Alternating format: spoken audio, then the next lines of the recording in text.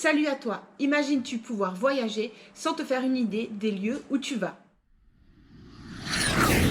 Je suis vraiment contente de faire cette vidéo pour te partager les points qui m'ont vraiment marqué lors de mon voyage au Japon. Bienvenue à toi qui aime voyager, bienvenue à toi qui rêve de voyager. Ici, je te parle de ma passion, le voyage simplement. Le Japon fut un voyage dépaysant, déroutant, surprenant. Nos attentes lors de ce voyage ont plus qu'été bouleversées, comme un air de déception et satisfaction à la fois. Comme tous les voyages, ce fut un plaisir de découvrir une autre culture. C'est juste notre perception de ce pays qui était altérée. Conclusion, toujours être en mode découverte, sans attente, pour profiter au mieux de ton voyage. Du coup, je te partage les points importants qui nous ont marqués lors de ce voyage et je t'ai fait un petit top 10, parce qu'il faut le savoir, au Japon, tu peux pas, premièrement, fumer dans la rue. C'est interdit et passible d'amende. Alors pour les fumeurs accros, il y a des zones spécifiques qui sont aménagées. Alors pour certains, ça se présente comme un espace mis à l'écart, dans le coin d'une place ou dans un parc. Et pour d'autres espaces, comme dans les rues par exemple, il s'agit d'une sorte d'arrêt de bus, en beaucoup plus grand, et entièrement vitré comme un aquarium. Et petit paradoxe japonais, il est autorisé de fumer dans les restaurants. Incompréhension totale. Mon point numéro 2, et qu'au Japon, tu ne peux pas trouver une poubelle dans la rue. Aussi bien au sens propre qu'au sens figuré.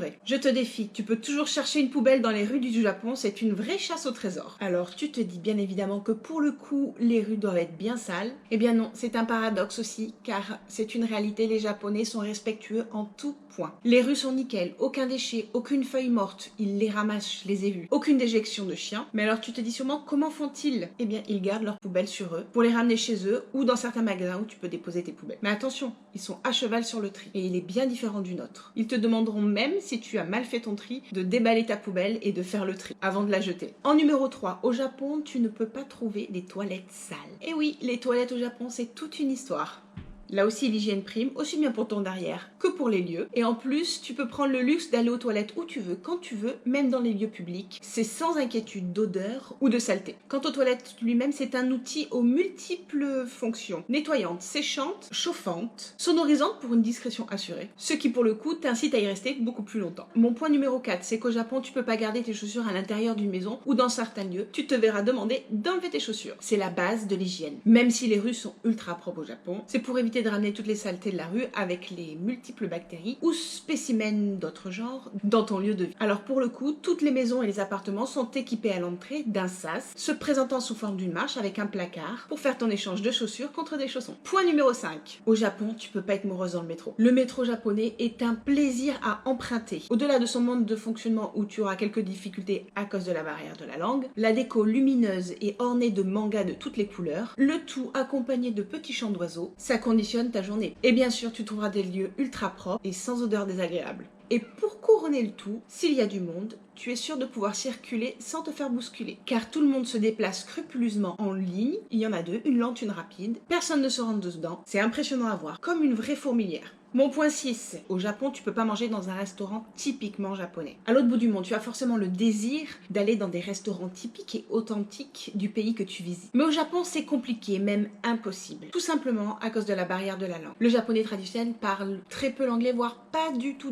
Alors tu comprendras que tu auras des grandes difficultés pour commander et choisir ton menu. Alors tu t'orienteras vers un restaurant avec des English menus et des photos, qui peut être bien japonais, mais qui sera beaucoup moins traditionnel et typiquement japonais. Le point numéro 7, au Japon, tu peux pas boire un café en terrasse. En bon français, tu as l'habitude de trouver à tous les coins de rue des cafés, des brasseries, où tu peux te désaltérer et profiter des lieux. Eh bien, au Japon, c'est difficile à trouver, voire limite impossible. Tu pourras t'orienter vers des quartiers spécifiquement pour ça, mais les rues sont tellement petites que c'est compliqué de s'y installer. Le point numéro 8, au Japon, tu peux pas sortir nombreux au restaurant. Encore une tradition bien française de sortir à plusieurs. Aller au restaurant en étant une dizaine est une chose très compliquée au Japon, car les restaurants sont très petits. Du coup, ce sera forcément des tables séparées ou au comptoir que tu te retrouveras. Pour certains, ils sont aménagés pour manger en solo. Alors t'imagines bien qu'à 10. Et tout est optimisé, organisé, calé pour qu'une fois installé, tu consommes et au revoir. Bien souvent, tu auras choisi ton menu en attendant d'avoir une place. Tu es alors servi beaucoup plus rapidement. Puis une fois que tu as terminé, tu es remercié et convié à t'en aller. Discuter, papoter, flâner autour d'un bon repas entre amis